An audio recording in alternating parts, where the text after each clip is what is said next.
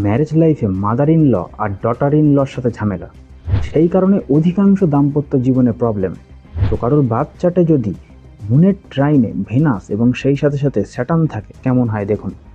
যদি কারোর বাচ্চাটে মুন যেখানে বসে আছে তার ট্রাইনে ভেনাস এবং স্যাটার্ন থাকে, এখান থেকে যদি আমি অ্যান্টি ক্লকওয়াইজ কাউন্ট করি 1 2 3 4 5 6 7 8 9, ঠিক আছে।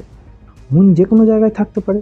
যদি কারোর মুন এখানে থাকে তাহলে তার ট্রাইন হবে এই ঘর দুটো, ঠিক আছে। যদি কারোর মুন এখানে থাকে তার ট্রাইন হবে এই ঘর দুটো।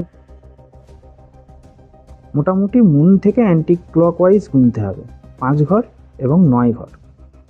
যদি এরকম অবস্থান থাকে সেক্ষেত্রে দাম্পত্য জীবনে শাশুড়ি বৌমার সাথে ঝামেলা লেগেই থাকবে।